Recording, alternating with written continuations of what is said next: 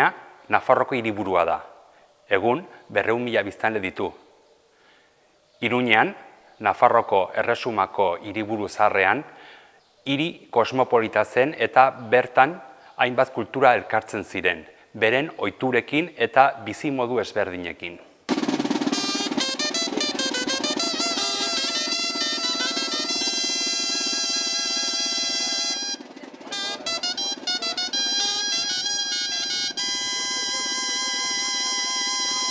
Iruñean, hainbat dantza talde aurkitzen ditugu. Bai, Iruñako dantzak dantzatzen dituztenak, baina baita Nafar guztiko dantzak dantzatzen dituztenak ere.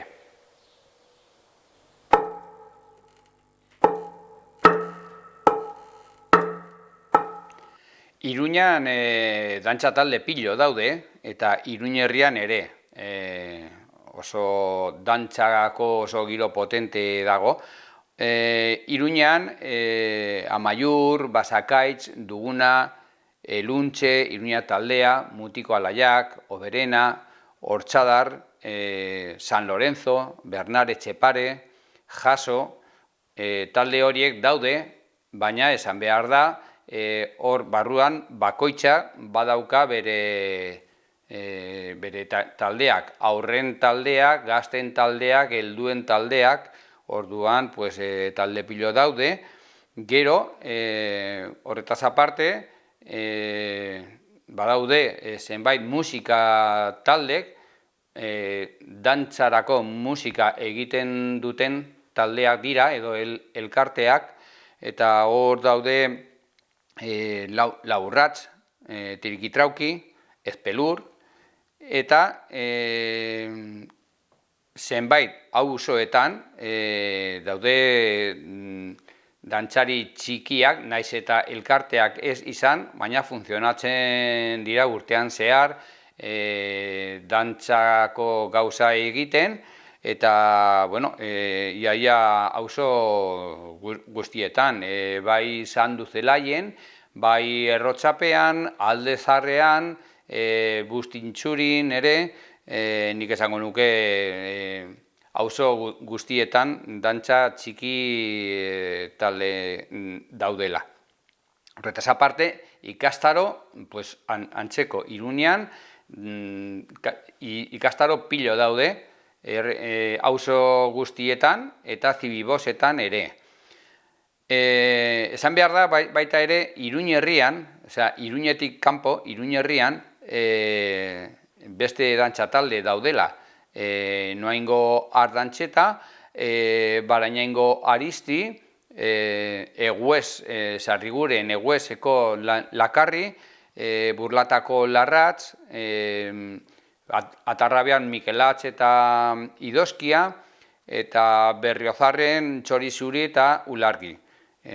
Dantza talde pilo. Gero, bakarrik aurrekin egiten duten dantzak daude ere Pade Ziganda, ikastola, San Fermin ikastola eta Orkoiengo Baietz baita ere. Eta auzo guztietan, naiz eta taldeak ez izan, egiten dira majordomoen dantzan. Eta hori azken urteetan, azken hamarkadaetan sortu dira, naiz eta elkarteak ez izan, bai Txantrean, bai Arrotxapean, Sanduzelaien, Donibanen, Mendillorrin, Arrosadian eta Berriozarren ere, Noainen baita ere. Hori guztia egiten dituzte iaia 70 dantza talde, orduan oso giro potente dago, bai Iruñan, bai Iruñerrian. Iruña esan daiteke dantza tradizio handiko hiria izan dela eta dela. Esan genezake Iruñan betidanik dantzatu izan dela, bai plazan, baita ekitaldi ofizialagoak izan daitezkeen horietan, kontua da 15. mende bukaera, 16. mende hasierar arte, ez dagoela horren testigantza idatzirik, hain zuzen ere garai hartan hasi baitziren olako testigantzak idatziz jartzen, ez? Baina egia da, hortik aurrera, 16. mende osoan, 17-18. mendeetan, oso ohikoak direla Iruñeko udalaren ordainketa agirietan esate baterako, dantzarien agertzeak esate baterako Bestaberri egunez edo San Fermin egunez izaten ziren prozesio handi horietan, dantzarien parte hartzea frogatzen duten ordainagiriak agertzen dira, eta dantzari horiek izaten ziren batetik iruindarrak, bertako dantza maisuek atontzen zituzten dantza taldeak izaten ziren, baina baita ere Iruñetik kanpokoak, Nafarroako beste eskualde batzuetakoak, baina baita ere Nafarroatik kanpokoak, Errioxakoak, iparraldekoak eta baita ere Valentziatik inkluso Iruñera etortzen ziren dantzari famatu haiek, kasik ia profesionalak zirenak, ez? 18. mende bukaeran, debekuak direla, moda aldaketak direla eta batez ere 19. mendeko gerra giro horrek desagertarazten ditu dantzariak Iruñeko zeremonial horietatik, harik eta jadanik 20. mendean, 1959an, Iruñeko udalak udal dantza taldea sortzen duen arte, hain zuzen ere, sorrera agirietan agertzen den bezala, Iruñeko dantza tradizioa aberatsa gogoan hartuz, ez? Orduan itzultzen dira, esate baterako, dantzariak berriz ere San Ferminetako ospakizunetara, hain zuzen ere, ospakizun ofizialetara esan nahi du. Prozesioan berriz ere dantzariak agertzen dira hortik aurrera. Horrek ez du esan nahi, 20. mendean lehenago dantza talderik etzenik Iruñan. Mende hasieran eta nazionalismoaren gerizpean esate baterako, bazen euskotarrak kirol taldearen dantza sekzioa esan dezagun, bazuten ezpata dantzari taldea. Batzokiaren gerizpean ere gaztetxu dantza taldea. Eta jadanik 30-40. hamarkadetan, 20. mendeko hamarkada horietan, gaur egun ezagutzen ditugun dantza talde batzuk sortzen dira, esate baterako Mutiko Alaiak eta Oberena. Esan bezala, 1959an Iruñeko udalak udal dantza taldea edo gaur egun duguna bezala ezagutzen dugun talde hori sortu zuen, eta hamarkada batzu geroago, 70. hamarkadan sortuko dira Hortzadar, Iruña taldea eta hortik aurrerago jadanik beste dantza talde batzuk, Amaiur, Elordi edo gaur egun Iruñan ezagunak diren dantza taldeak.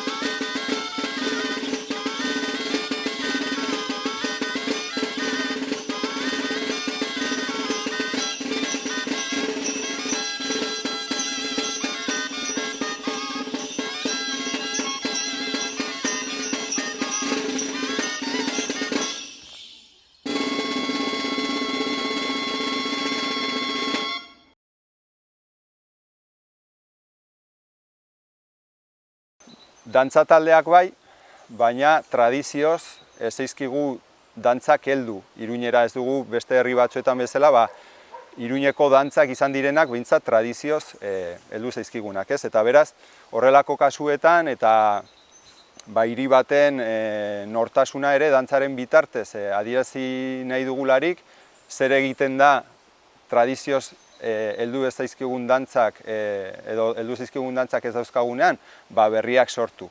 Eta hori gertatu izan zen, esate baterako, 1970 hamarkadan, Iruñeko udal dantza taldeak Patxi Arrarasen ekimenez sortu zuen Iruñeko txuntxuna edo Iruñeko larraindantza, bai? Dantza horrek izan zuen bere ibilbidetxoa, Iruñeko festetan dantzatu izan zen, San Saturnino egunan esate baterako, eta esan nuke hortik heldu direla ondotik 1980 hamarkadatik aurrera, hainbat auzoetan sortu diren festei hasiera emateko txuntxun edo ingurutxo moldeko dantza horiek, ez? Txantrean badago, Arrosadian ere badago, Donibanen ere badago, esanen nuke, eta gaur egun dantza horiek bizirik dira Iruñan.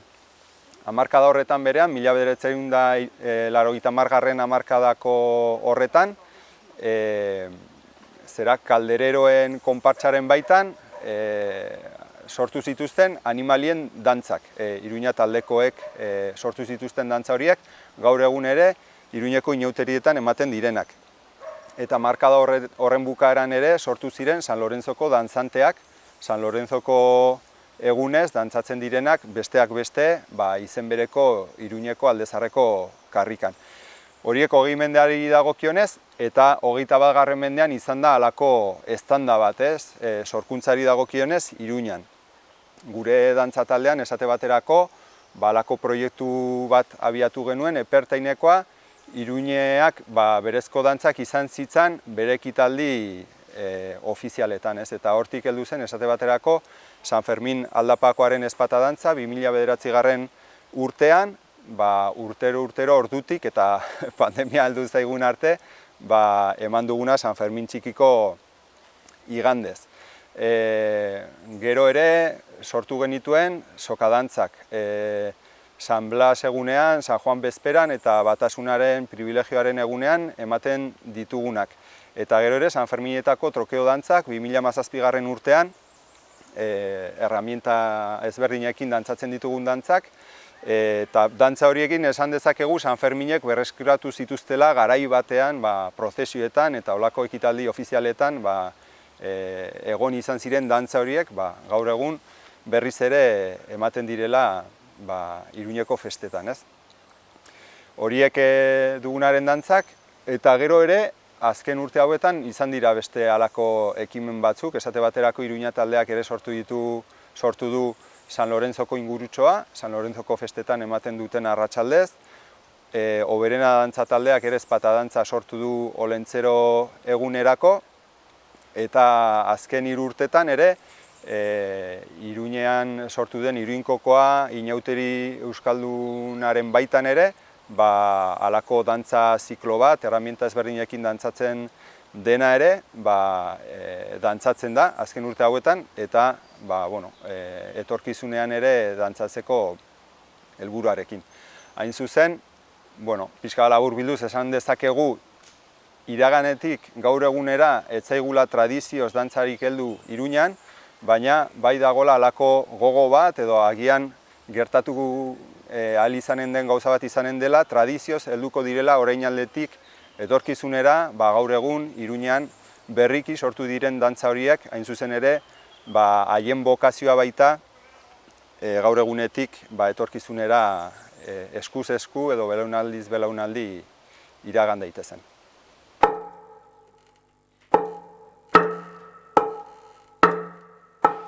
Iruñean, 70. hamarkadan, hainbat musikari eta hainbat dantzari, Hortzadar euskal musikari eta dantzari taldea sortu zuten.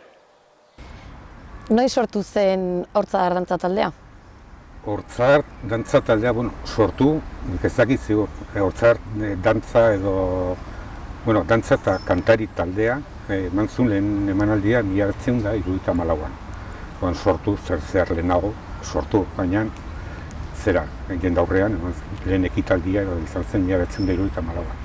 Eta badakizu norbaitek sortu zuen edo talde bat izan zen Bueno, besterik gabe? bada jendea ezagutzen dudana sortzaileetan dagoen, baina ez zuen inor plan bereziki sortu.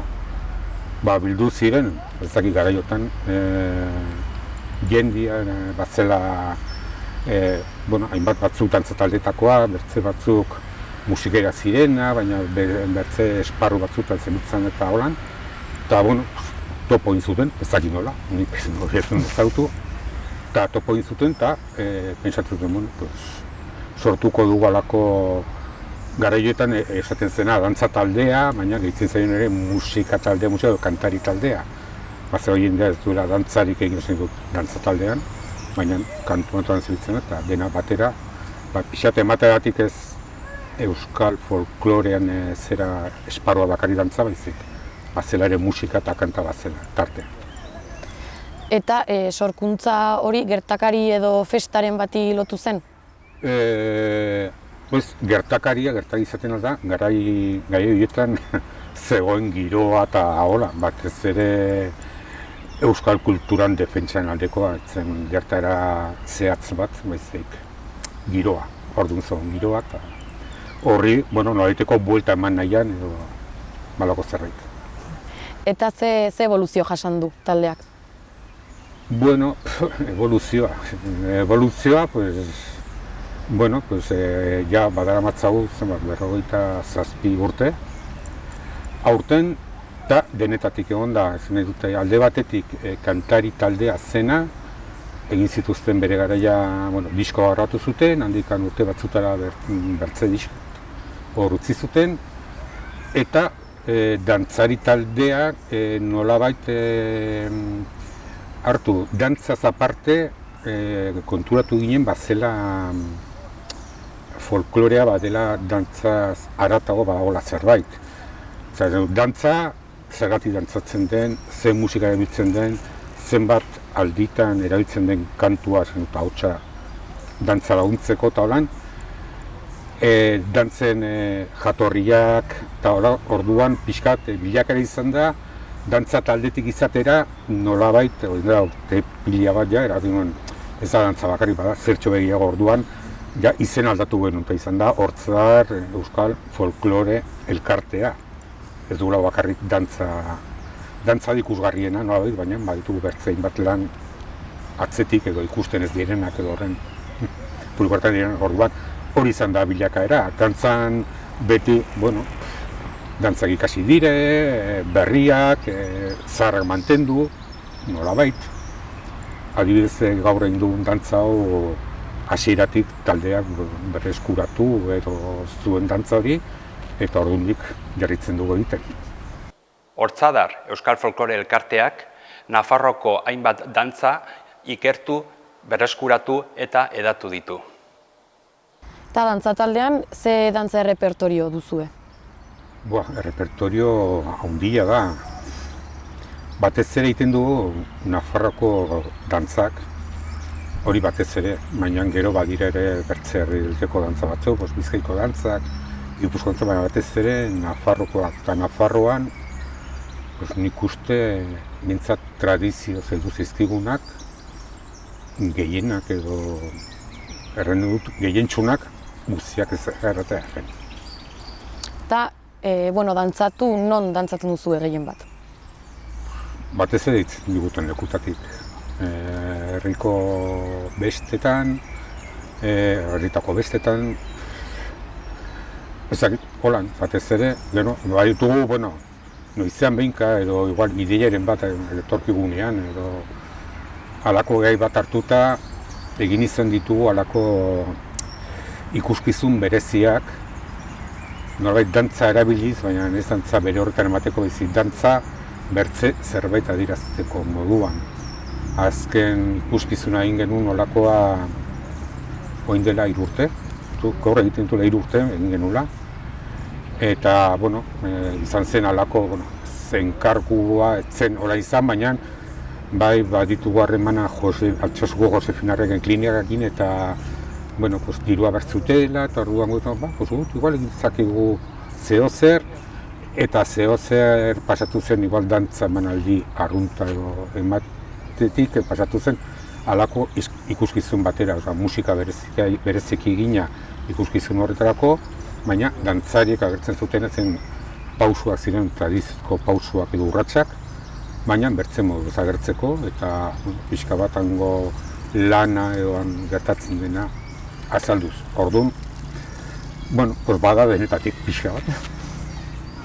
Eta musikari dagokionez, ze musika edo ze tresna erabiltzen dituzue? Tresnak, denetatik ere, erabiltzen dugu zen dut.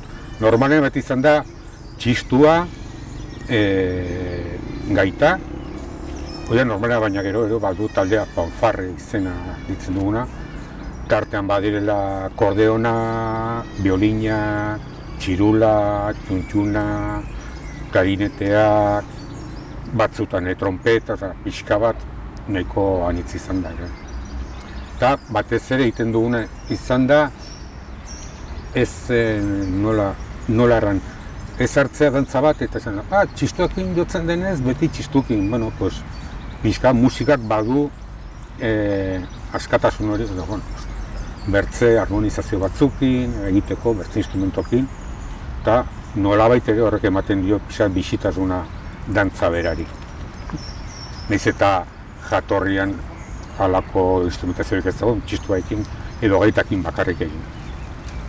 Eta badituzue kantuari loturiko dantzak edo? Aldrebez gertatu hori da zen edo, nik uste jendea bat nahiko behintzat lan hauetan dabilen kantatzeko, badu lotxa edo ezakit. Gero afaritan talan kantatzen du baina. Eta badire kantu haunitz, kantu bezala heldu zaizkigunak, baina badutela bere urratsak.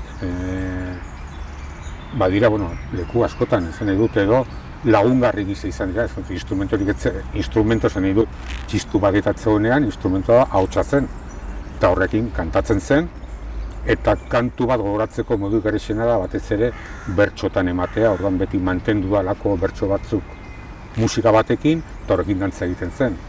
Guk saiatu gara nezbait ere dantza osua kantatzen, baina batzutan atea da, gehienetan ez, baina saiatzen gara, eta guztiz ere. Eta jantzei dagokienez nolakoak dira? Hori igual musika baino zabalagok. Ez, nola zelduko nuke jantzien zer hau. Gauza da guri heldu zaiguna, ez nahi dut, dantza normalean herritan toran egiten ziren bestak zirenean eta garai batetan herritan, esan nahi dut, herritan egiten diren dantzak ero, dantza nolabait lotutak igual besta zuzen bati, santu bati edo horako badola jantzi berexia, erra nahi dut. Lesakan, San Fermin eguna egiten den dantza, jantzi hori berexia da. Berexia, erra nahi dut, berexia da txuriz, baina gero badute bere zaugarria, zintak, bultzatuak, eskapularioa eta horako berexiak dira eta erabiltzen dira horretarako bakarrik. Baina, aiztin egin duen dantza hau, jantzi normala, bestago jantzia, elegantea, gari bateko orduan, horrako mantentzen saiatu era, baina horre badu tradiziotik, baina tradizio zaharkitua. Erren edut gaur egun ez du zentzurik, nire eritzi personala da, ez du zentzurik aritzea dantzan halako jantziekin dantza talde batean ez bada, estetika bat mantendu behar delako. Nolabait, bertzen ez dira dantza herrikoiak eta zergatik harinarin bat edo fandango bat dantzatzeko jarri behar duzu ez du zentzurik. Edo mutil dantza bat egiteko zergatik behar duzu, zure arropa normalakin egiten alduzu eta kitxo. Gero badire hori garranduna, dantza horiek pixka bat badutela atzetik alako santu bat edo herriberan paloteadoak egiten diren eta herri bakoitza baditu bere jantzi mota ezberdina, orduan guk aukeratu genuen mota bat eta horrek egiten duen dantza. Beste batzuk dantza behin egin dituzte, beste jantzi batik, baina hori azkenen izaten da pixka bat estetika kontua beharra baino edo. Zein da dantzen ikasketa prozesua? Ikasketa prozesua?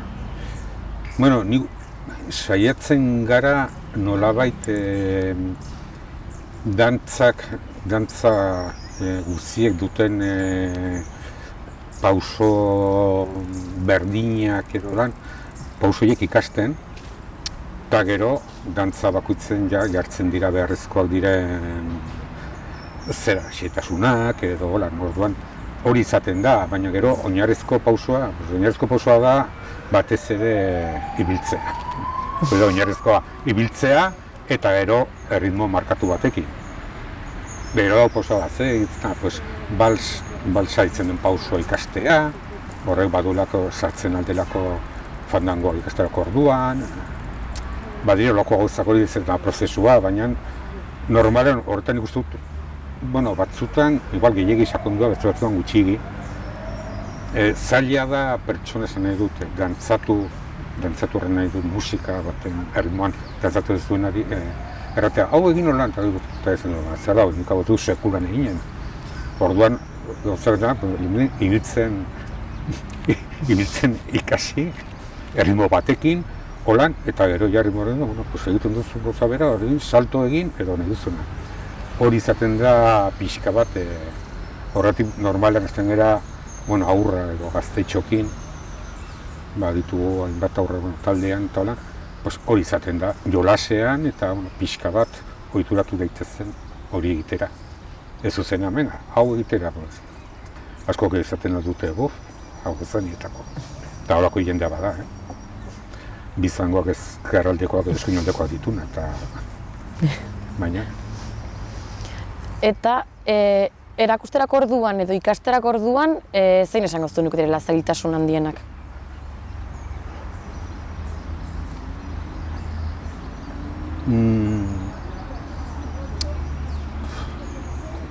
Zer galde, zeiak. Zailtasun handinak, nik uste haun hitzetan banatzen dela alde batetik mugimendua eta musika. Orduan, haun hitzetan egiten da, hasi, bat, bi, hiru, eta horrek ez dauka zentzurik musika laguntzen ez badu. Laguntzen ez badut, erran nahi dut, musika lagungarria da hobe ulertzeko, bertzenaz, eta gero hori nire ustetan hori da zailtasunik handiena. Nola lotu edo erritmoa sartzea, buruan edo jendeak barrenotetzen erritmoa, gero musika badura baina musika lagungarria da hori egiteko. Eta honitzetan banatzen da, eta egiten da ez. Dantzarako orduan ez dago musikarik bezaltzen ezagutzen dute, eta gero izan binka edo behar denen elkartzen gara. Baina orduan sortatzen dira gatazkatxoak edo nolabait. Dantzari gratea, nik hau ez dut ikasi, nik hau ez dut horiek izaten dira zailtasunak batez edo zailtasunik handina. Aparte joten direla irakasterako orduan, aparte bat eta bertzea, eta nik uste dut lotuago marko diratekela.